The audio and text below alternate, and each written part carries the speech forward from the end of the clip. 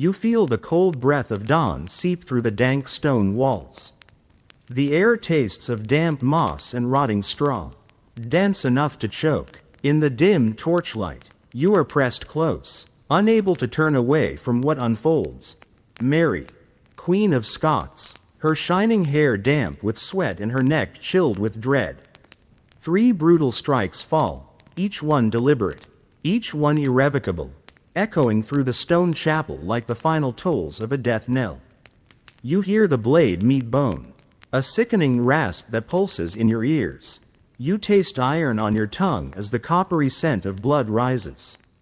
A single tear traces a path along your jaw, but your heart is frozen, witnessing history carved in steel and silence. You are not a tourist in time. You are a witness, and what you're about to remember may never leave you again.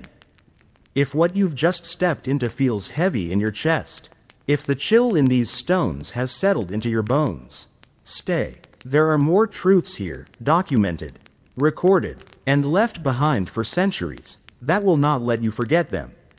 Subscribe if you value history told without mercy or embellishment. Like this only if the silence after the blade still rings in your ears. There is no turning back once you choose to witness. You are standing in the great hall of Fotheringhay Castle, England, on the morning of February 8, 1587. The winter air seeps through the tall, arched windows, finding every gap in the heavy oak doors. Your breath drifts in front of you, pale in the torchlight. The castle, once a seat of grandeur for the House of York, now feels more like a sealed tomb. You are not a guest. You are not a noble. You are one of the silent witnesses chosen, by rank, by loyalty, or by fate, to attend the execution of Mary Stuart, better known to history as Mary, Queen of Scots. For 19 years, she has been Elizabeth I's prisoner, moved from one fortified manor to another across England. The official reason: she is a threat to the English crown. Her Catholic faith and her claim as Elizabeth's cousin make her the figurehead for Catholic plots. From the Ridolfi plot in 1571 to the Babington plot in 1586. That last conspiracy sealed her fate. Evidence, letters in her own hand, linked her to plans for Elizabeth's assassination. The trial was swift, the sentence inevitable, but political necessity does not erase the gravity of killing an anointed queen. This is why you are here, to see it happen, to carry the truth back into the world, so no one can claim it was rumor or invention. The chamber is arranged with cruel formality. At the far end, a low wooden platform stands against the pale stone wall, carpeted in black. Upon it rests the execution block, a simple wedge of dark oak, already stained from prior use. 2 masked executioners stand nearby, one in a leather jerkin, gripping the haft of the axe, the other holding a cloth and a small wooden casket for the head. Benches line the sides for the noble witnesses. Between them and the platform, a narrow aisle runs straight from the door. That is the path Mary will walk. The mood is not loud. No shouting, no jeering, only the hushed sound of boots shifting on the rush-strewn floor. You notice the smell, faint smoke from the torches mingling with damp wool, unwashed bodies, and something sharper, oiled steel. The air feels heavier with each passing moment. A herald's voice carries into the hall, announcing her approach. You turn with the others. Mary enters. She is 54 years old, dressed in a gown of black satin, over which she wears a long crimson-brown petticoat, the Catholic color of martyrdom. Around her neck, a gold crucifix catches the torchlight. Her hands are steady, clasping a small ivory crucifix and a prayer book. You know the accounts. She was once called one of the most beautiful women in Europe. Now age, captivity, and illness have thinned her frame, but her bearing is still royal.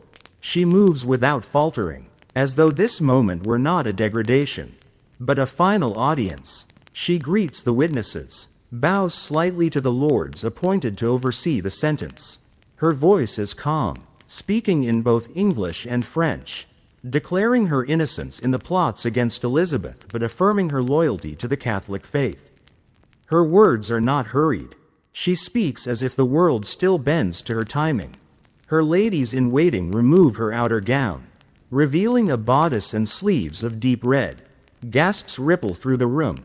It is the color of martyrdom again.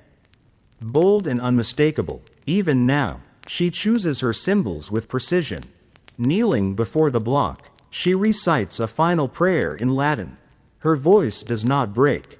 She reaches forward, feeling for the position of the block, then lays her head upon it. A cloth is tied over her eyes. This is the moment you realize nothing about this scene is accidental.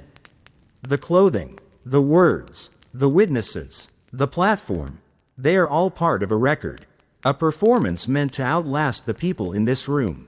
You are here to see it, and once you have seen it, you cannot unsee it. You do not blink when the headsman steps forward. His boots make a soft thud on the platform, the sound swallowed by the thick black carpet. The axe in his hands is heavier than you imagined, its wide blade catching the dull gleam of torchlight. The edge burnished from repeated honing.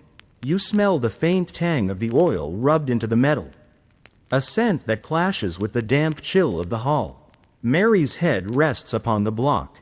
The red fabric of her sleeves pools on either side, the white lace at her cuffs trembling faintly with her breath. The executioner adjusts his stance, placing his left foot forward. His hands slide to their positions on the haft, left above right, each movement practiced. There is no drum roll, no signal trumpet. The silence is a weight pressing into your chest. The only sound is the low murmur of her final prayer, in manus tuas. Domini, commendo spiritum meum, into thy hands. O Lord, I commend my spirit. The first strike falls. It is not clean. The axe bites into the back of her neck with a thick, muffled crack, not the sharp, decisive sound you expected. You see the force ripple through her shoulders as the blade lodges in bone. A gasp breaks from the crowd. Some turn their heads. Others grip the edges of their benches as if holding themselves steady. The executioner pulls the blade free.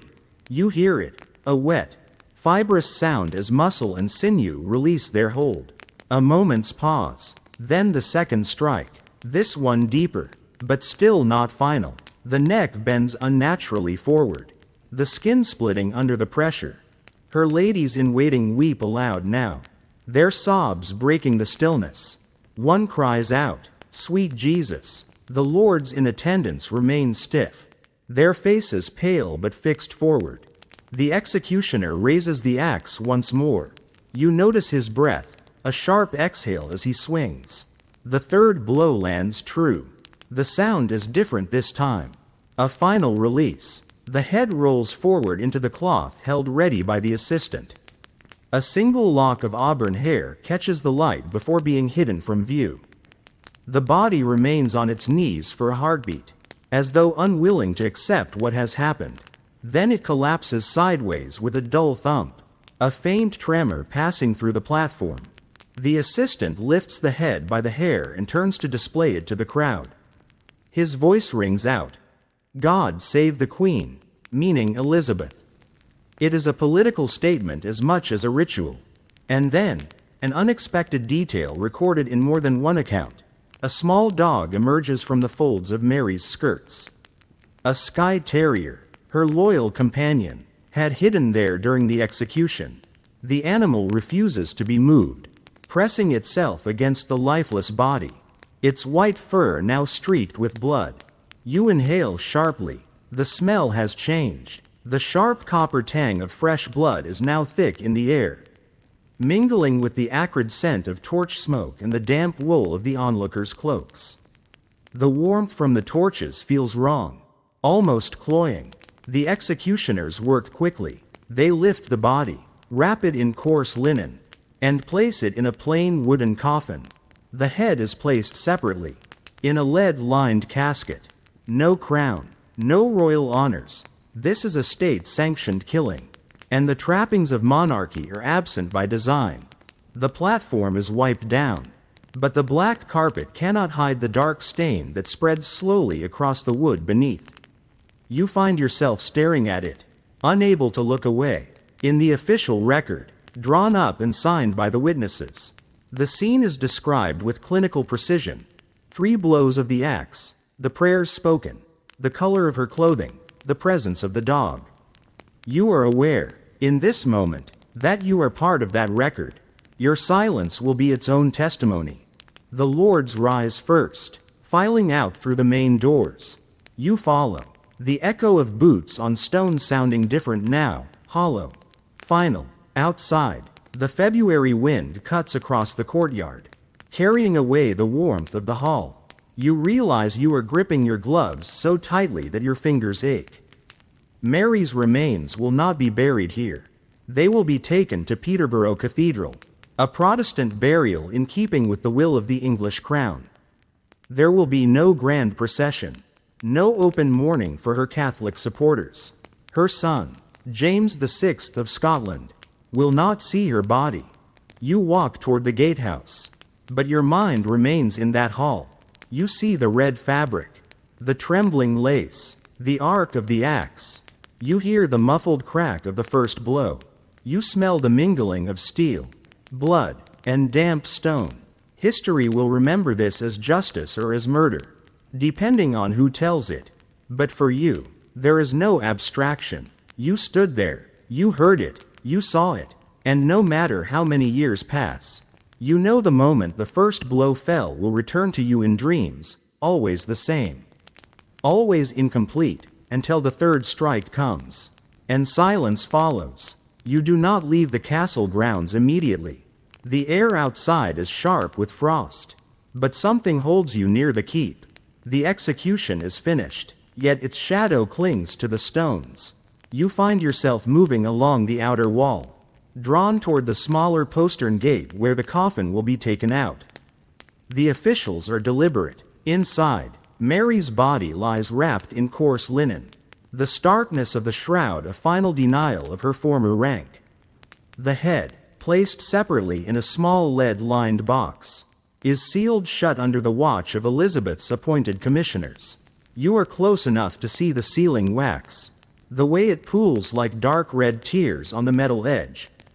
There is no chanting of prayers now. The Catholic rites she would have desired are forbidden. Instead, a clerk reads aloud the formal record, the date, the hour, the names of the attending witnesses, the cause, treason against the crown. His voice is steady, but you catch the brief pause before he speaks the word treason, as if even the ink on the parchment resists the accusation. The Skye terrier has not left her side. It has been removed from the hall but now sits beside the coffin, its fur still matted with blood. The animal's quiet whimpering is almost more unbearable than the sound of the axe. You recall how this castle, Fotheringhay, was once a seat of royal celebration, with feasts and jousts in the great courtyard. Now, under Elizabeth's rule, it has become a place where a queen's life can end without fanfare. As the coffin is lifted onto a cart, you notice the careful arrangement. No banners, no heraldry. The executioners stand aside, their work done, their faces unreadable. The crowd in the courtyard is sparse, mostly guards and a few local townsfolk who have crept in to glimpse history. Some look curious, others keep their eyes down, aware that to speak too openly of sympathy for Mary could be dangerous. The cart wheels creak as it rolls toward the gate. The ground is rutted and frozen, the iron-bound wheels jarring over each ridge. You follow, the sound of the cart mingling with the distant caw of rooks circling above. Beyond the castle walls, the path leads toward the river Nene. There, a small boat waits to take the coffin downstream before it will be carried by road to Peterborough Cathedral. The river is gray under the winter sky, its banks edged with ice. Breath clouds the air as the men lower the coffin into the boat. The journey is slow. The current moves sluggishly, burdened with winter debris. You remain on the bank, watching until the boat becomes a dark shape against the pale water. In the weeks that follow, Word of Mary's execution spreads quickly across Europe. Catholic powers, Spain, France, the Papal States, condemn the act, calling it regicide. Elizabeth herself insists that the execution was carried out without her explicit consent, though the signed death warrant contradicts this claim. The official line is that her secretary acted without her final approval. You hear the whispers in taverns and along market roads. Few believe the denial. When Mary's body reaches Peterborough Cathedral, the burial is conducted with the solemnity required by law, but not the honors due to a Queen of Scotland. The coffin is interred in the south aisle, near the tomb of Queen Catherine of Aragon, another woman who defied an English monarch and paid for it with exile and isolation. There are no great monuments, no carved effigies. The stone above her grave bears only a modest inscription. Yet even in this, you sense defiance. Those who attend, Scottish envoys, Catholic sympathizers, take note of her burial place. They will remember it. They will speak of it in whispers, passing the story to those who never saw her, so that her name and the manner of her death will not vanish. You learn, in time, that 16 years later, when Mary's son James VI ascends the English throne as James I, he will order her remains moved to Westminster Abbey. There she will be reburied with full honors, her tomb more elaborate than Elizabeth's own. But you also know that the body lowered into that royal vault will be the same one you saw wrapped in coarse linen, the same one struck 3 times by the axe. No tomb, however grand, can erase that moment. Your memory returns, unbidden, to the smaller details. The way the crimson of her underskirt caught the light, the faint tremor in her lace cuffs, the sound of the blade freeing itself from bone. History records the facts, but it does not carry the smell of torch smoke or the sight of the terrier pressed against her body. Those remain with you alone, and though the world will argue forever about her guilt or innocence, you know that what you witnessed was not a debate, it was an ending. The kind that cannot be softened by politics or ceremony. As you walk away from Fotheringhay for the last time, the wind sharp against your face, you realize that your role is both curse and duty. You will carry the image of that morning until your own death, because it is part of the truth, and truth, once seen, cannot be unseen. You hear the news ripple outward from England like the widening circles of a stone dropped in still water. Within days, messengers have carried it across the Channel.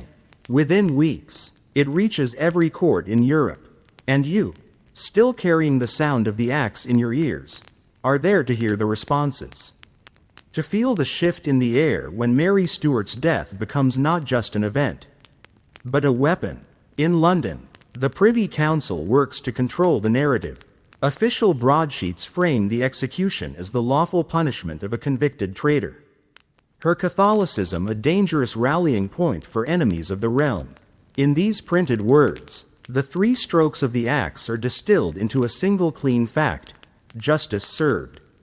But you know it was not clean. You can still see the hesitation, the awkward angle of the first blow. Across the Channel in Paris, the French court reacts with outrage. Mary was born a French princess, married to King Francis II, and crowned Queen of France before she was 18. Her death is seen as an insult to French honor. The French ambassador in London lodges a formal protest, his words sharp, his face tight with controlled anger. Yet France, weakened by its own religious wars, will not take military action. Their weapons are words and memory. In Madrid, King Philip II of Spain reacts with cold calculation. He has long seen Mary's claim to the English throne as a Catholic alternative to Elizabeth's Protestant rule. Her death removes a pawn from the board but also hands him a new tool: martyrdom. Within a year, his armada will sail for England, the image of Mary's bloodied fate fueling his cause. You hear Spanish envoys speak of her as La Santa Reina, the Holy Queen, though you remember her not in gold or glory, but in red sleeves, kneeling before the block. In Rome, Pope Sixtus V condemns the execution as an unforgivable crime, a sin against God's order. Priests in Catholic strongholds across Europe speak her name from pulpits, weaving her death into sermons about the persecution of the faithful. Paintings begin to appear, Mary in white, her hands bound, her face serene before the axe, crafted less for accuracy than for devotion. You see them years later and know they omit the trembling lace cuffs, the hidden dog, the rough black carpet. In Scotland, the news reaches Holyrood House in Edinburgh with a heavy tread. James VI, her only son, now 20, receives the word in private. He does not weep in public. He does not denounce Elizabeth openly. His eyes, according to one courtier, harden as if something long suspected has been confirmed. Political survival demands restraint, and James plays the long game. He will not jeopardize his eventual succession to the English throne by avenging his mother. But you understand that a ledger has been marked, and debts of this kind are not easily erased. You witness the way the story changes as it travels. In the Catholic telling, she dies a saint, her last words a prayer, her dignity unshaken. In the Protestant account, she dies unrepentant, a conspirator against the crown, her crimson garments red as defiance rather than sacrifice. The core facts remain the same, the date, the place, the 3 strokes, but meaning shifts like light on water. Months later, in the quieter rooms of scholars and chroniclers, the execution is dissected again. You stand behind a scribe as he copies an eyewitness account from one of the attending lords. The careful description of her dress, her speech, the mishandling of the axe. His quill scratches steadily, but every so often he pauses, staring at the page as if the weight of what he writes slows his hand. In taverns, the story is less formal. You overhear it retold by those who were never there, embellished with details that never happened, a single stroke, a defiant shout, a miraculous sign in the sky. You feel the urge to correct them, to say you were there, you saw, but you do not. To speak too freely of sympathy for Mary in the wrong company is to invite suspicion. Winter turns to spring, but Fotheringhay remains closed to visitors. The platform has been dismantled, the block removed. Still, those who live nearby say the hall smells faintly of iron after rain, as if the blood has seeped deeper into the wood and stone than the cleaning could reach. You return once, months later, standing outside the gates. The air is quiet, the walls unmoved by memory, yet you feel the hair rise on your arms. Years later, when you hear that Mary's remains have been moved to Westminster Abbey, the news comes with images in your mind that the public ceremony cannot erase. You imagine the heavy vault doors, the carved marble, the Latin inscriptions, but for you, her tomb is still a black carpeted platform in a cold February hall. The political storms her death unleashed will swell and fade. Alliances will shift. England will face invasion, rebellion, and plague, but the image of that morning will stay fixed in your mind. Not as history books will frame it, but as it was. The soft thud of boots, the gleam of the axe, the cold breath of winter through unsealed doors. You have learned something about executions that no proclamation can teach. They are never just about the condemned. They are meant for the living, for the witnesses who will carry the sight, the sound, the smell into the years ahead. You were one of those witnesses. You still are. You are older when you next hear her name spoken with urgency. It is 1603, 16 years since that morning in Fotheringhay. Elizabeth I is dead, and the succession passes to James VI of Scotland, now James I of England. The son of the woman you saw kneel before the block now rules the realm that condemned her. It begins quietly, almost privately. Orders are issued from Whitehall for the removal of Mary's remains from Peterborough Cathedral to Westminster Abbey. You know the reason without being told. James intends to honor his mother in death as she was denied in life. Her burial among Protestant queens is a gesture heavy with symbolism. a rewriting of the visual record. The day of exhumation is cold, the earth firm but not frozen. You stand at a distance as masons pry up the stone slab that has sealed her grave for nearly 2 decades. The air that rises from below is stale, earthy, carrying the faint mineral tang of stone that has drunk in years of damp. The coffin is plain oak, darkened by age and moisture. Its iron fittings are rusted, but intact. The men work with care, lifting the coffin onto trestles. A priest, Anglican, not Catholic, reads a brief prayer. There is no attempt to open the casket. Whatever remains inside will make the journey undisturbed. You remember the separation of her head and body at the execution and wonder if they were ever reunited before burial. No record says for certain. A small escort accompanies the coffin southward. The route is planned to avoid undue attention, though news of the journey leaks quickly. In towns along the way, curious onlookers gather, whispering as the cart passes. Some bow their heads, others stand stiffly, unsure whether they are honoring a queen or acknowledging a martyr. In London, the arrival at Westminster Abbey is marked with more ceremony than you have seen connected to her name in years. The great west doors open to admit the coffin, and the nave is lined with clergy and court officials. Candles burn in high sconces, their light softened by the pale winter air filtering through stained glass. The abbey smells of beeswax, incense, and the cool dust of ancient stone. The burial site chosen for Mary is in the south aisle of the Lady Chapel, opposite the tomb of Elizabeth I. The symmetry is deliberate. The 2 queens, once rivals in life, will now face each other in death, their legacies in silent dialogue. You watch as masons prepare the vault. The work is methodical, the strikes of the mallet echoing in the vast space. When the coffin is lowered, the ropes creak under its weight. The sound is swallowed quickly by the stone walls, leaving only the rustle of vestments and the soft murmur of prayer. James has commissioned an elaborate monument, a white marble effigy of Mary in full regalia. Crowned and robed, her hands clasped in eternal prayer. It will take years to complete, but even the temporary markers are grand compared to the plain slab in Peterborough. Standing there, you feel the distance between this day and the one you carry in your memory. The February hall at Fotheringhay was bare stone and black carpet, the air filled with the copper tang of fresh blood. Here, the air is perfumed, the light golden, the silence reverent rather than stunned. Yet you cannot reconcile the marble effigy with the woman you saw kneeling before the block.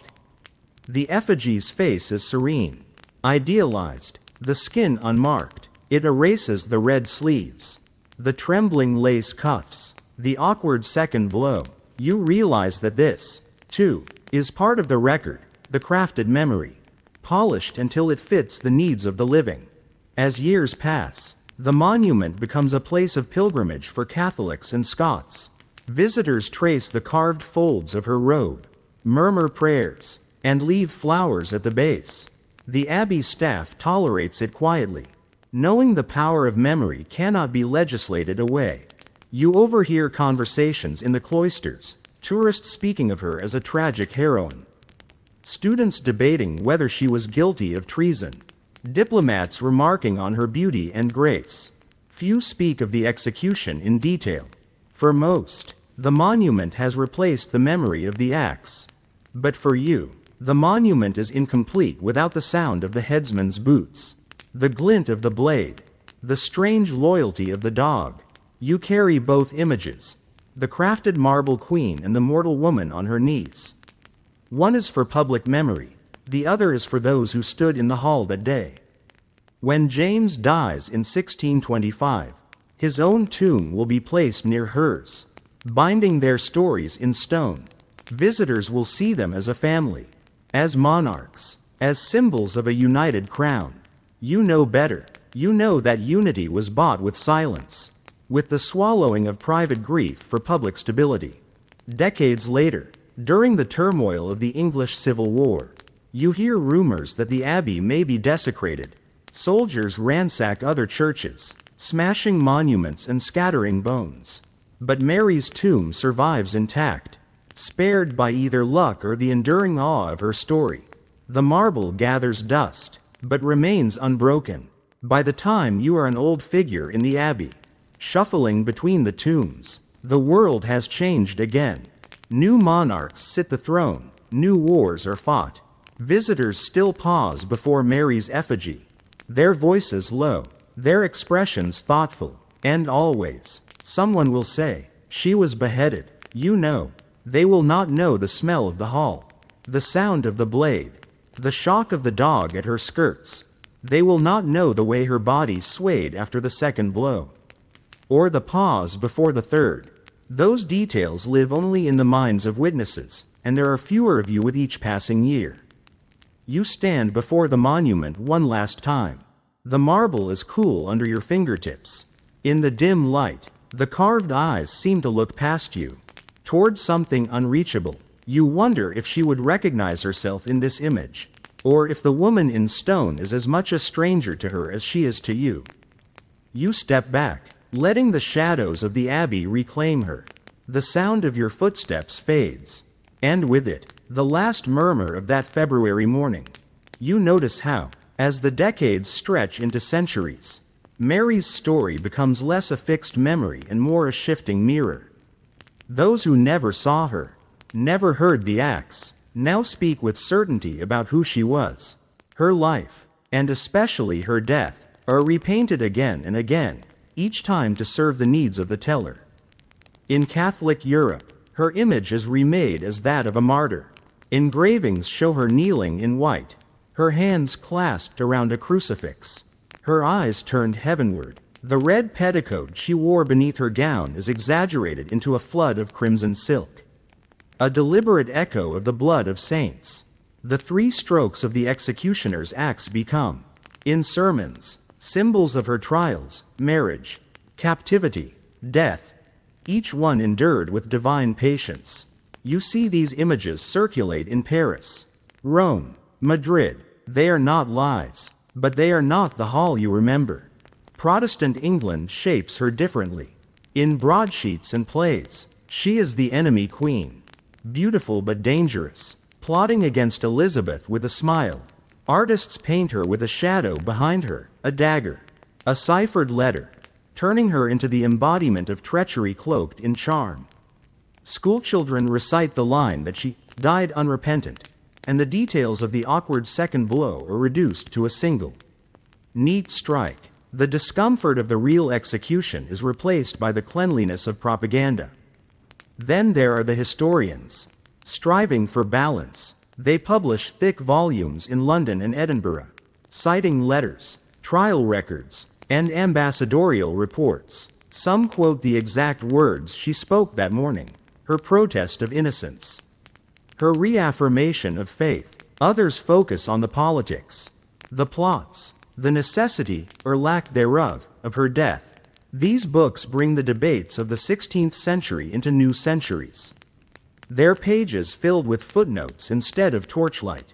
But in all these retellings, you notice what fades first: the sensory truth, the smell of damp stone, the creak of the headsman's boots, the way the air in the hall seemed to stop moving after the first stroke. Those details have no place in oil portraits or official records. They live only in the memories of those who were there, and you are one of the last who can carry them. By the 18th century, her story begins to feed not only religion and politics, but art. Poets take her voice and fill it with lines she never spoke, imagining her final hours as meditations on love and betrayal. Playwrights dress the stage with velvet and candlelight, letting audiences watch a queen die beautifully, without the awkwardness of real blood. Painters soften her features, giving her an almost otherworldly calm. You know these are fantasies, yet they draw crowds who leave with tears in their eyes, convinced they have seen the truth. In Scotland, her legacy becomes a rallying point for identity. Jacobite rebels in the 18th century carry her image as a symbol of rightful succession and defiance against English power. Her death, centuries old, is recast as a wound that never healed. At gatherings, ballads are sung that speak of her as a mother wronged, a queen betrayed, a victim of cold English steel. The reality, that she was also a skilled political operator, sometimes reckless, has no place in the song. In private collections, the relics appear, a strand of hair said to be hers, kept in a glass locket, a rosary claimed to have been in her hands at the block, a piece of the crimson petticoat, its edges frayed, the color dulled with age. Whether they are authentic or not hardly matters to their owners. For them, these objects are proof that history can be touched, that the past can be held in the palm of a hand. In the 19th century, the Romantic movement embraces her as the perfect tragic heroine. Writers in England and France publish long, flowing biographies that dwell on her beauty, her loves, her long captivity. The execution becomes the climax of a story that reads more like a novel than a chronicle. You watch as fact and fiction intertwine, the Fotheringhay of your memory replaced in public imagination by a hall more theatrical than real. Tourism follows. Visitors to Westminster Abbey line up to see her tomb. Guides tell the story with a mixture of accuracy and embellishment, depending on the taste of the audience. Sometimes you hear them repeat things that never happened, that the first stroke severed her head cleanly, that the crowd wept openly, that her dog leapt onto the block after her death. You stand nearby, silent, feeling the temptation to correct them war with the knowledge that no one wishes to hear the colder truth. By the 20th century, her story has been filmed, acted, and broadcast across the world. Each retelling chooses its Mary, the saint, the seductress, the schemer, the victim. Some films linger on her execution, turning it into a scene of high drama, the camera lingering on her face, the sound of the axe muted or absent. Others skip it entirely, ending with her being led away, letting the audience imagine a death more fitting to their sympathies. In this flood of retellings, you hold onto the few details that remain unshaped by time. The feel of the cold stone under your feet, the way the torchlight caught in the gold of her crucifix, the precise sound of the third stroke, the one that finished it. These are not in books or paintings. They are yours alone, proof that you were there, that you were a witness, not a tourist in time. And you understand something that few of these later storytellers grasp. History is not a single truth, but a layering of truths and lies, of memories and inventions. Mary Stuart's death has become a canvas for centuries to paint upon, each generation adding its own colors, covering and revealing in turn. The real woman, kneeling in red, speaking her final prayer, is still there, beneath it all. But to see her, you must strip away everything that has been added since. You return to Fotheringhay many years later, drawn not by duty but by the quiet pull of unfinished memory. The castle is no longer the fortress you remember. Much of it has been dismantled, its stones taken for other buildings, its halls reduced to ruins. The great hall where the execution took place is gone, its floor swallowed by grass, its walls nothing more than low, weathered outlines. You stand where you believe the platform once stood, but there is no trace of the black carpet, the execution block, or the benches of witnesses. The wind moves freely here now, carrying the scent of wet earth and nearby river reeds.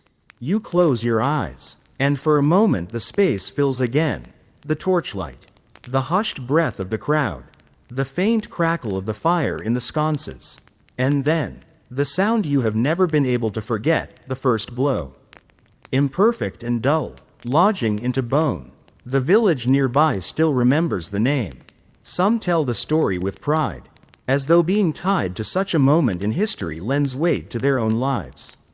Others speak of it reluctantly, as though the air still carries a shadow.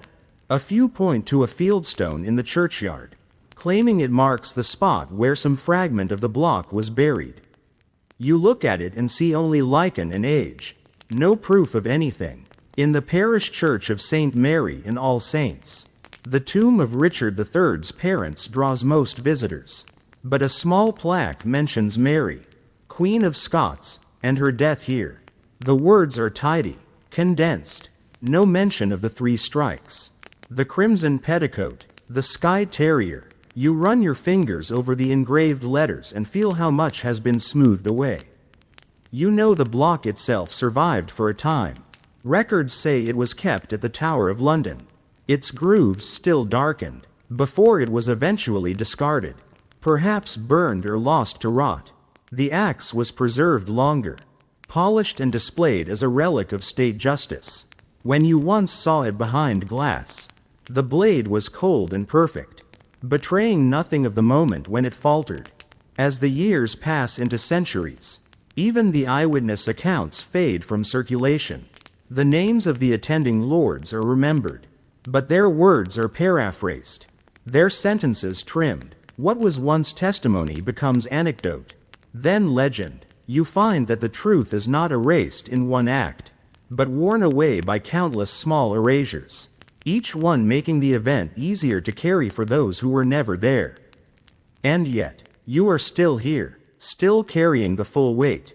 You remember how the light caught on her crucifix, how her voice did not shake during the prayer, how her body fell sideways with a soft thump after the 3rd stroke. These details are yours, unsoftened, unabridged. They are not in the plaques, the portraits, or the films. They exist only because you refuse to let them go. You realize that one day you, too, will vanish, and with you will go the last living link to the true sight and sound of that February morning. What will remain will be the crafted versions, the marble effigy in Westminster, the romantic engravings in Paris, the stern portraits in London.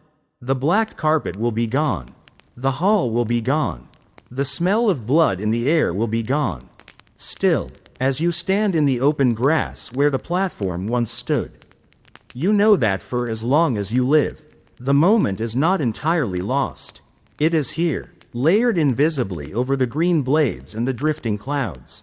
It waits in the silence, ready to return in full, with the cold, the torchlight, and the slow raising of the axe.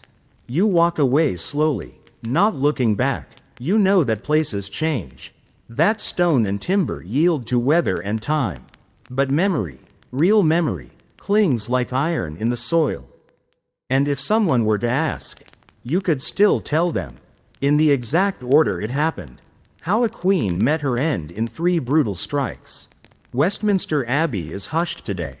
The air inside is cool and heavy, scented faintly of beeswax and the dry dust of old stone. You stand again before Mary's monument in the south aisle of the Lady Chapel. The white marble glows softly in the filtered light from the high windows. She lies there in carved perfection, crowned, robed, her hands folded in prayer. Tourists drift past, their footsteps muffled on the worn flagstones. A guide speaks in a low voice, reciting dates and titles, pointing out the symmetry. Mary here, Elizabeth opposite, the 2 queens bound forever in stone. The visitors nod politely, take photographs, and move on. None of them know that you have stood in a colder hall, that you have watched the real ending play out in torchlight and shadow. You look closer at the effigy.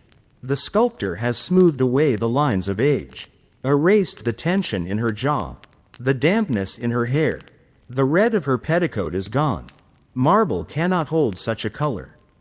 Here, she is not kneeling before an oak block, but resting eternally in regal stillness. This is the Mary the world prefers to remember, unmarked, unbroken, safely contained in stone. You let your gaze drift down to the base of the monument, to the carved Latin inscription that speaks of her lineage, her titles, her glorious death. You think of the word glorious and how it sat nowhere in that hall at Fotheringhay. Glory was not in the creak of the headsman's boots, nor in the hesitant first blow, nor in the muffled sob of her ladies. Those things are not carved here. Outside, the city moves on. London's streets are alive with the noise of carts and footsteps, with the chatter of markets and the toll of church bells. Time has layered centuries of sound over the silence that followed her execution. And yet, For you, that silence has never been lifted. You have seen how memory is shaped, not only by those who were there, but by those who were not. You have watched her death turned into sermon and slander, into poetry and propaganda. You have seen the way marble can outlast flesh, and how, in outlasting it, it can also override it. And still, some part of the real moment remains, hidden in the minds of witnesses, passed like a fragile ember through retellings. You have carried it your whole life, the damp chill in the hall, the copper scent of fresh blood, the stubborn loyalty of the dog that would not leave her side. These are not details you can prove, not details that can be carved in stone, but they are as real as the monument before you. You step back. The light from the high windows falls in a long, pale beam across the marble, warming it in appearance if not in truth. You imagine that beam crossing centuries, from the day she knelt on the black carpet to this moment in the Abbey. In that light, perhaps, the two Marys, the woman you saw and the monument the world sees, stand side by side. You think of what all this means. That power fades, beauty fades, even scandal fades, that the same crown that ordered her death now guards her tomb. That history will never settle on one version of her, because the living will always need her to be something she was not. You turn away, your footsteps echoing softly in the vaulted space. Outside the Abbey, the wind catches at your coat, the air tasting faintly of rain. Somewhere in the distance, a bell tolls the hour. You walk on, carrying the image you have carried for decades, the one the world will never fully know. Because marble may last longer than flesh, but memory, true memory, outlasts them both.